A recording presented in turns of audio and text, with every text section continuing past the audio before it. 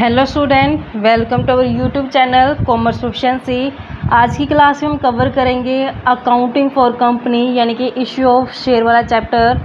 अगर अभी तक आपने मेरे चैनल कॉमर्स प्रोफिशिएंसी को सब्सक्राइब नहीं किया, सब्सक्राइब कीजिए ताकि जब भी मैं न्यू वीडियो अपलोड करूं सबसे पहले नोटिफिकेशन आपके पास जाए, आप वीडियो सबसे पहले देखें और आपकी स्टडी बूस्टअप हो। अब हम इसका इंट्रोडक्शन करते हैं कि जो कंपनी है ये कंसेप्ट एग्जिस्टेंस में क्यों आया। हम जानते हैं कि सबसे पहले जब शुरुआत हुई थी तो वो सोल प्रोप्राइटरशिप से स्टार्टिंग हुई थी। सोल प्रोप्राइटरशिप का मतलब क्या होता है कि एक अकेला ही व्यक्ति था जो बिजनेस को चलाता था, तो एक अकेला ही उसको मैनेज करता, अकेला ही पर्सन उसमें पैसा लगाता और अकेला ही लोगों की डिमांड को जो पूरा करता था। हम जानते हैं कि एक अकेला इंसान, इतनी बड़ी दुनिया की डिमांड है जो हर किसी की चॉइस अलग अलग होती है, तो एक इंसान के लिए यानी कि सोल प्रोप्राइटरशिप में एक अकेले पर्सन के लिए हर किसी की डिमांड को पूरा करना क्या था, मुश्किल था। तो सोल प्रोप्राइटरशिप की कमियों को दूर करने के लिए उससे थोड़ा सा बड़ा कंसेप्ट जिसे हम पार्टनरशिप बोलते हैं, पार्टनरशिप आया। पार्टनरशिप में क्या था, कुछ पर्सन का, लोगों का यानी ग्रुप जो होता था वो मिलता था आपस में, यानी कि एसोसिएशन ऑफ पर्सन होते थे, कुछ लोग आपस में मिलते और पार्टनरशिप को स्टार्ट करते थे। तो ये सोल प्रोप्राइटरशिप से थोड़ा सा बड़े लेवल पे आती थी पार्टनरशिप। तो वहाँ पे पार्टनरशिप क्या करती थी कि लोगों की डिमांड को पूरा करने के लिए प्रोडक्ट को मैन्युफैक्चर करते और उसको सप्लाई करते थे। लेकिन पार्टनरशिप में भी कुछ कमियाँ थी जिस कारण से एक नया कंसेप्ट है जो एग्जिस्टेंस में आया जिसे कंपनी बोलते हैं। कंपनी क्या होता है, ये बड़ा कंसेप्ट है, यानी कि सोल प्रोप्राइटरशिप पार्टनरशिप के बाद जो आने वाला कंसेप्ट है वो कौन सा है, कंपनी। कंपनी एक वाइडर रेंज पे आ जाती है जिसमें कंपनी के अंदर क्या किया जाता है कि जो प्रोडक्शन किया जाता है गुड्स का, ये लार्ज स्केल के ऊपर किया जाता है ताकि लोगों की जो डिमांड बढ़ रही है उसको पूरा किया जा सके। अब हम इसकी एक्सप्लेनेशन बढ़ते हैं। Soul proprietorship and partnership forms of business organization should not meet the growing demand of a very big business because of their limitation such as limited capital, limited managerial ability, unlimited liability and other drawbacks। कहते कि sole proprietorship और partnership थी जो वो बढ़ रही demand, जो growing demand थी उसको पूरा नहीं कर पाते थे। क्यों? क्योंकि उसमें कुछ कमियां थी, कैपिटल की कमी थी, मैनेजरियल एबिलिटी की कमी थी। मैनेजरियल एबिलिटी जो होती है बिजनेस को मैनेज करना, ये बहुत ज़्यादा मेन रोल प्ले करता है। अगर बिजनेस को अच्छे तरीके से मैनेज किया जाएगा, मैनेज करने से क्या होगा, वेस्टेज कम होगी, वेस्टेज कम करने से कॉस्ट ऑफ प्रोडक्शन कम आती है, कॉस्ट ऑफ प्रोडक्शन कम होने से प्रॉफिट क्या होता है, ज़्यादा हो जाता है। तो यहाँ पे मैनेजरियल एबिलिटी की कमी होने के कारण लायबिलिटी अनलिमिटेड थी, यानी कि लायबिलिटी बहुत ज़्यादा थी। तो ये सारी अदर कमियों के कारण क्या थी, सोल प्रोप्राइटरशिप और पार्टनरशिप है जो हटाई गई। उसकी जगह एक नई फॉर्म आएगी जिसे कहते हैं company. Company form of business organisation came into existence. तो उसके बाद क्या आया एग्जिस्टेंस में, कंपनी आया to do away with the defect of sole proprietorship and partnership form of business organisation. Company थी जो इसने सोल प्रोप्राइटरशिप और पार्टनरशिप की जो कमियां थी उसको पूरा करने के लिए कंपनी का जो एग्जिस्टेंस में आना पड़ा।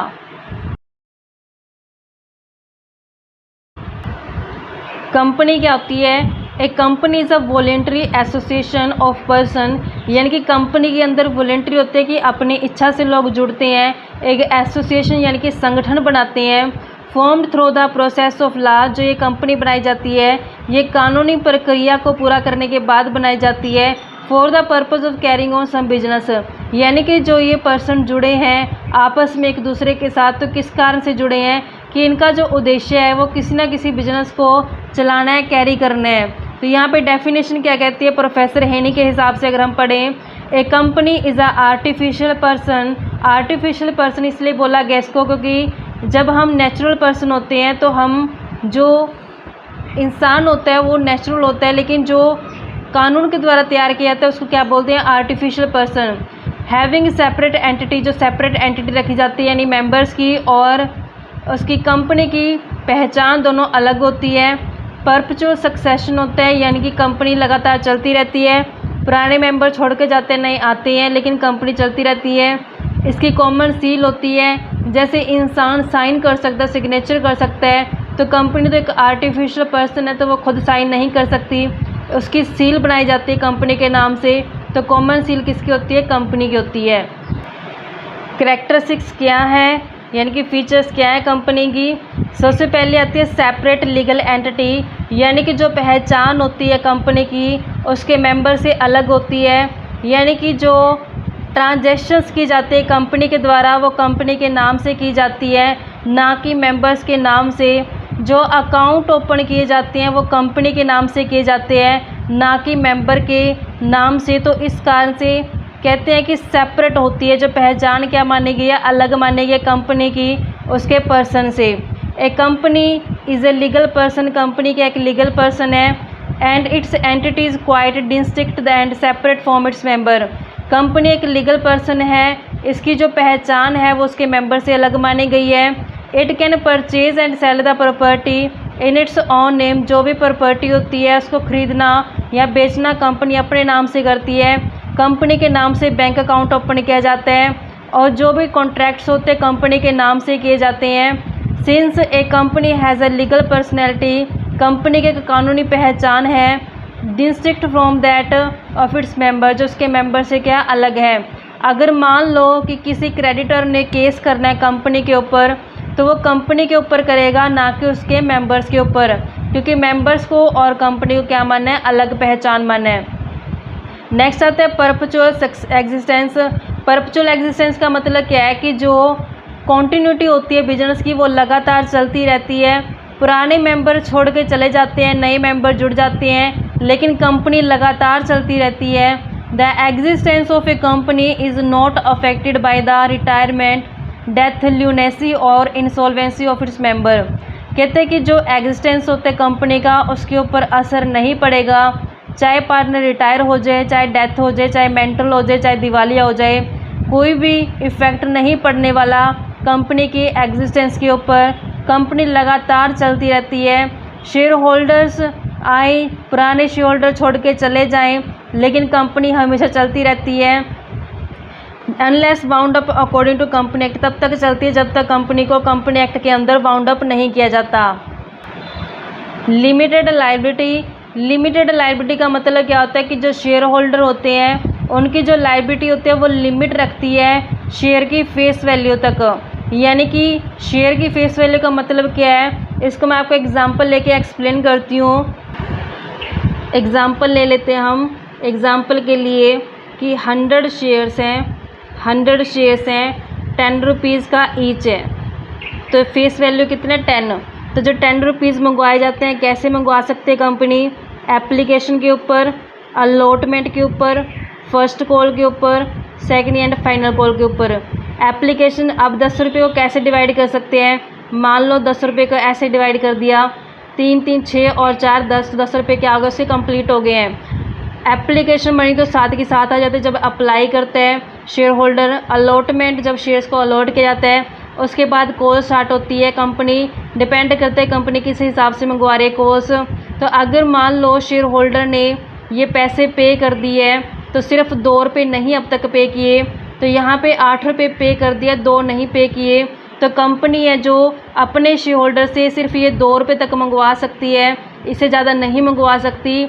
इसे कहते हैं लिमिटेड लायबिलिटी, यानी कि जो शेयर होल्डर की लायबिलिटी होती है वो उसकी फेस वैल्यू तक लिमिट रखती है, इससे ज़्यादा कंपनी अपने शेयर होल्डर से नहीं मंगवा सकती। अगर 10 में से 8 रुपये पे कर दिए है तो कंपनी मैक्सिमम कितना मंगवा सकती है, और उससे जो 2 रुपये रहते हैं उसके, क्योंकि 10 रुपये से ज़्यादा कंपनी है जो नहीं मंगवा पाएगी।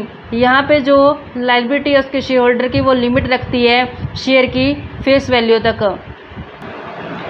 लिमिटेड लायबिलिटी कहती है the liability of share holder of a company is limited to the unpaid value of a share, यानी कि जितना वैल्यू अनपे है सिर्फ वहीं तक मंगवा सकती है। जैसे एग्जांपल मैंने आपको बताया, 10 रुपये का अगर शेयर है, 10 रुपये ईच है, फेस वैल्यू 10 है, तो 10 में से 8 पे कर दिए हैं, तो मैक्सिमम कंपनी कितना मंगवा सकती है? 2 रुपये और मंगवा सकती है, क्योंकि फेस वैल्यू से ज़्यादा जो कंपनी अपने शेयर होल्डर से नहीं मंगवा पाएगी।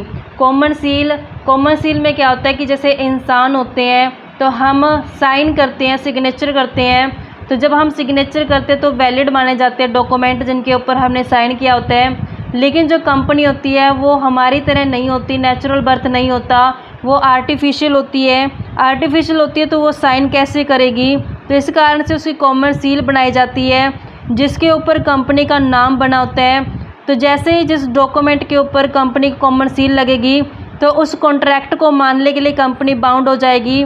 जिस डॉक्यूमेंट के ऊपर कंपनी कॉमन सील नहीं लगी होगी, कंपनी उस कॉन्ट्रैक्ट को मानने के लिए बाउंड नहीं है। ए company may or may not maintain a common seal, company may or not कहता है may not maintain a common seal, कहता अगर नहीं मेंटेन करती है। If it has a common seal, कहता अगर उसकी कॉमन सील है तो वो उसको अफिक्स कर देगी। जितने भी इम्पोर्टेंट डॉक्यूमेंट होते हैं कंपनी के, सभी डॉक्यूमेंट के ऊपर जो इम्पोर्टेंस रखते हैं कॉमन सील है कंपनी की लगाई जाती है ताकि कंपनी क्या हो जाए, उन कॉन्ट्रैक्ट्स के लिए बाउंड हो जाए। नेक्स्ट आता है ट्रांसफरेबिलिटी ऑफ शेयर, यानी कि यहाँ पे जो शेयर्स होते हैं उसको डिवाइड कर सकती है, मतलब डिवाइड नहीं ट्रांसफ़र कर सकती है जो शेयर होल्डर होते हैं। अब शेयर होल्डर क्या करते हैं कि देखो बच्चों, पहले मैं आपको इसका मीनिंग बता देती हूँ कि शेयर होते क्या हैं। शेयर क्या होते हैं? शेयर मतलब जब टोटल कैपिटल को, जब कंपनी क्या करती है अपनी टोटल कैपिटल को डिवाइड कर देते हैं छोटे छोटे हिस्सों में, तो उसको क्या बोलते हैं? शेयर बोलते हैं। जैसे एग्जांपल के लिए टोटल कैपिटल कंपनी की वो 50 लाख रुपए है, तो 50 लाख को उसने कैसे डिवाइड किया? 5 लाख तो उसने शेयर कर दिए, 5 लाख शेयर और ₹10 ईच, 10 रुपये का क्या ईच है। तो अब पूरी कैपिटल को जब उसने छोटे हिस्से में बांट दिया तो हर एक छोटा हिस्सा क्या कहलाता है? शेयर कहलाता है। यानी कि जब टोटल कैपिटल को डिवाइड किए जाते हैं छोटे छोटे हिस्सों में, स्मॉल डिनोमिनेशन में, तो जो ये ईच स्मॉल डिनोमिनेशन क्या कहलाता है? शेयर। अब जो ये शेयर्स होते हैं इनमें पैसा कौन लगाता है? शेयर होल्डर लगाते हैं। यानी कि जो पर्सन इन शेयर्स के अंदर पैसा लगाते हैं उनको शेयर होल्डर बोला जाता है। जो शेयर होल्डर्स होते हैं वो ईजिली ट्रांसफ़र कर सकते हैं अपने शेयर को किसी दूसरे पर्सन को। एक्सप्लेनेशन क्या कहती है? Transferability of share, the capital of a company is divided into part, कहता है जब टोटल कैपिटल को हिस्सों में, छोटे छोटे हिस्सों में बांट दी जाते हैं तो इसको हम शेयर बोलते हैं। जो ये शेयर होते हैं इनको ईजिली ट्रांसफ़र कर सकते हैं। प्राइवेट कंपनी के केस में ऐसा नहीं होता। प्राइवेट कंपनी के केस में कुछ लिमिट लगाई जाती हैं, वो आपको मैं बताऊंगी नेक्स्ट। आगे टॉपिक है ये हमारा, प्राइवेट और पब्लिक कंपनी क्या होती है, तो उसमें आपको डिफाइन करेंगे कि प्राइवेट कंपनी के ऊपर रिस्ट्रिक्शन कौन कौन सी लगाई जाती हैं। यानी कि पब्लिक कंपनी तो ईजिली क्या कर सकती है? अपने शेयर्स को इशू भी कर सकती है और जो उसके शेयर होल्डर होते हैं वो अपने शेयर को ईजिली ट्रांसफ़र भी कर सकते हैं। नेक्स्ट आता है separation of management from ownership. ये एक बहुत ही अच्छा कंसेप्ट है अपने आप में बच्चों, ये समझने वाला कंसेप्ट है। इसका पहले मैं आपको ओवरव्यू देती हूँ। ओवरव्यू में क्या होता है? एक तरफ आती है मैनेजमेंट, मैनेजमेंट लेके चलते हैं हम। दूसरी तरफ आती है ओनरशिप, ओनरशिप। एक साइड मैनेजमेंट होती है, एक साइड होती है ओनरशिप। ये दोनों क्या है? सेपरेट हैं। मैनेजमेंट जो की जाती है वो किसके द्वारा की जाती है? बोर्ड ऑफ डायरेक्टर द्वारा, बोर्ड ऑफ डायरेक्टर्स द्वारा। बोर्ड ऑफ डायरेक्टर्स जो क्या करते हैं? कंपनी को मैनेज करते हैं। लेकिन जो ओनरशिप होती है, जिसका पैसा लगा होता है, वही ओनर कहलाता है। और पैसा किसका लगा होता है? शेयर होल्डर्स का लगा होता है। शेयर होल्डर्स क्या करते हैं? पैसा लगाते हैं। पैसा लगाते हैं तो वो क्या कहलाते हैं? ओनर कहलाते हैं। लेकिन जब मैनेज करते हैं, मैनेजमेंट करने के लिए कौन रखे जाते हैं? बोर्ड ऑफ डायरेक्टर रखे जाते हैं। अब इसका कंसेप्ट क्या है बच्चों कि देखो, जो पैसा लगाते हैं कंपनी के अंदर, कंपनी के शेयर के अंदर जो पैसा लगाया जाता है उन्हें बोला जाता है शेयर होल्डर। यानी कि ओनर कौन है? शेयर होल्डर है। अब कंसेप्ट ये है कि जो शेयर होल्डर होते हैं ये पूरे वर्ल्ड में बहुत दूर दूर तक फैले होते हैं, तो इनके लिए संभव नहीं होता कि ये हर रोज़ आकर के कंपनी के अंदर मैनेजमेंट को संभालें, डे टू डे एक्टिविटीज़ को संभालें, तो इनके लिए मुश्किल होता है। तो इसी कारण से जो शेयर होल्डर होते हैं वो क्या करते हैं? अपने ही बेस पे, अपने बिहाफ पे इलेक्शन करते हैं बोर्ड ऑफ डायरेक्टर्स का। बोर्ड ऑफ डायरेक्टर्स है जो ये अपॉइंट किया जाता है, ये इलेक्शन कौन करके देता है? ये शेयर होल्डर ही करते हैं। यानी कि चुनाव कौन करता है इनका? ये शेयर होल्डर द्वारा किया जाता है। यानी कि शेयर होल्डर क्या करते हैं?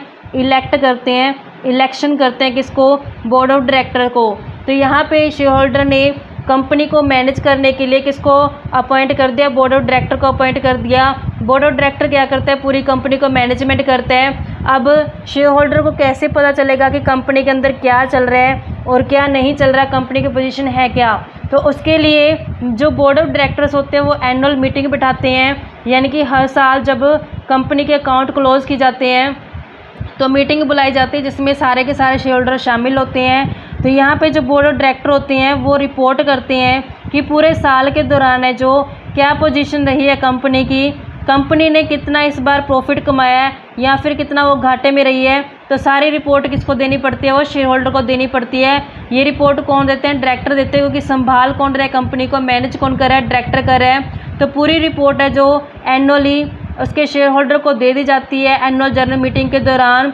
तो बता दिया जाता है शेयर होल्डर को कि कितना इस बार उन्हें डिविडेंड दिया जाएगा, क्या उनका नेक्स्ट प्रोसीजर रहेगा। तो सारा बोर्ड ऑफ डायरेक्टर द्वारा एनुअल जनरल मीटिंग में एक्सप्लेन किया जाता है शेयर होल्डर के सामने।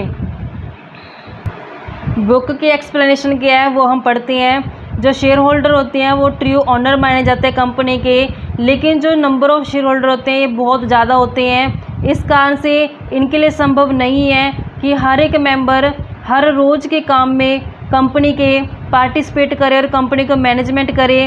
तो इसी कारण से कंपनी को जो मैनेज किया जाता है किसके द्वारा किया जाता है, बोर्ड ऑफ डायरेक्टर द्वारा किए जाते हैं। जो बोर्ड ऑफ डायरेक्टर किसके द्वारा चुने जाते हैं, शेयर होल्डर द्वारा चुने जाते हैं। आई होप कि आपको पॉइंट क्लियर हो गया होगा बच्चों। नेक्स्ट आता है काइंड्स ऑफ कंपनी। ये आपको नेक्स्ट क्लास में आपको कवर कराऊंगी क्योंकि ये अपने आप में कंसेप्ट अच्छा है। इसके अंदर हम पढ़ेंगे टाइप्स ऑफ कंपनी, ये बहुत सारे टाइप्स की कंपनी है। ऐसी रेगुलर वीडियो देखने के लिए आप मेरे चैनल कॉमर्स प्रोफिशिएंसी को सब्सक्राइब, लाइक एंड शेयर करें। अगर आपके कोई सजेशंस या क्वेरी है तो आप मुझे कमेंट बॉक्स में कमेंट भी कर सकते हैं।